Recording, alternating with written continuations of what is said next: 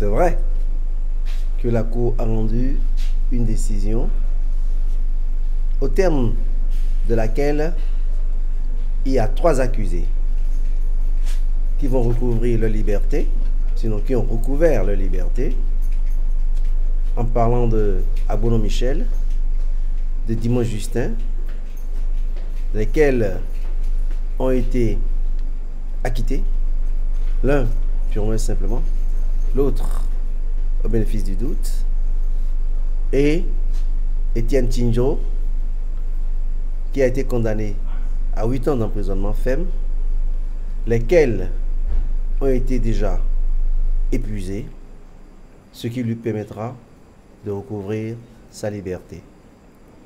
Quant aux autres, qui ont été condamnés à 10 ans d'emprisonnement ferme, il leur reste encore 1 an et demi à passer en détention.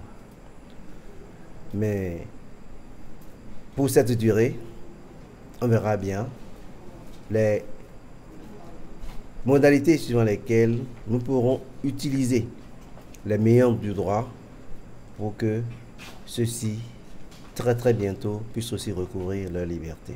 À mon sens, à mon humble avis, la Cour a répondu à toutes les demandes formulées par la défense que j'assume. Dès lors, je n'ai aucune raison d'aller en cassation. La Cour a rejeté la constitution de partie civile des associations qui sont venues pour porter la voix de la multitude qui ne pouvait pas se déplacer jusqu'ici. Mais c'est aussi vrai que dans un procès, les parties formulent des demandes et le juge apprécie au regard d'un ensemble d'éléments, principalement la loi, les faits et peut-être d'autres circonstances. Donc de ce point de vue, c'est une décision qui semble être un échec, mais pour moi ça ne l'est pas. Parce qu'aujourd'hui au moins, et pour une première fois dans l'histoire du Bénin, les associations de consommateurs se sont manifestées dans un procès. Ça, leur démarche a pour avantage de poser pour la première fois le problème. Cette fois-ci, peut-être qu'ils n'ont pas été reçus à la constitution du parti civil, mais je pense que dès maintenant, c'est un signal qui est lancé pour dire qu'ils ont cette capacité-là. En ce qui concerne les victimes qui n'ont pas pu venir, et même celles qui sont venues mais qui n'ont pas pu être écoutées par la Cour, il faut dire que la question n'est pas fermée. Si vous avez bien suivi la décision de la Cour, ceux qui ont pu formuler clairement leur demande sur le montant que ICC reste leur devoir, ceux-là, la Cour a ordonné qu'on les paye. Une personne qui fait 8 ans, 6 mois en détention et que vous arrivez à extirper des géoles, il faut en être fier. Mais à côté de ça, il y a les autres accusés qui n'ont pas pu recouvrer leur liberté. La joie aurait été totale si tous pouvaient rentrer au terme de leur temps de condamnation. Mais la grande satisfaction, c'est que le procès ait eu lieu. Parce qu'on ne peut pas rester en prison sans savoir le sort qui est réservé. Il faut qu'on sache le temps de condamnation qui reste. Il faut qu'on sache ce qu'on fait en prison. Donc le grand intérêt de ce procès, c'est que ça a eu lieu pour permettre aux uns et aux autres de se fixer sur leur sort. J'étais convaincue que les conditions n'étaient pas réunies et que la demande ne pouvait pas être reçue.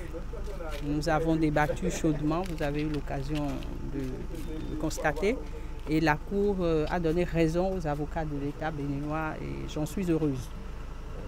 C'est vrai, de ce procès on peut retenir que le comportement de ceux qui incarnent l'autorité de l'État peuvent, dans des conditions bien définies quand même par la doctrine et récupérées ensuite par les droits, le comportement peut engager l'État. Mais dans ce dossier, et c'est là la spécificité de chaque matière d'ailleurs, dans ce dossier où il était question d'activité bancaire, d'activité de microfinance, la caution de l'État est donnée à partir du moment où la structure reçoit son agrément. Lorsque ce sésame n'est pas au rendez-vous, la passerelle n'existe pas. La satisfaction des victimes que je représente, c'est d'abord que le procès ait pu tenir. La satisfaction des victimes, c'est qu'une décision de condamnation a été prise, c'est-à-dire de déclaration de culpabilité. On a admis qu'il s'est passé quelque chose de pas normal. La satisfaction des victimes, c'est d'abord qu'elles ont été prises en compte. Donc on reconnaît officiellement qu'il y a eu des victimes de ICC Service et il y a une décision qui ordonne la réparation du préjudice qu'elles ont subi. Je crois que c'est non seulement un motif de satisfaction, mais une victoire de la justice sur la fatalité et sur l'oubli que j'avais rappelé. Donc je sors totalement serein, satisfait et bien heureux de la décision qui a été rendue, du verdict qui a été rendu et qui donne espoir aux plus grands sceptiques.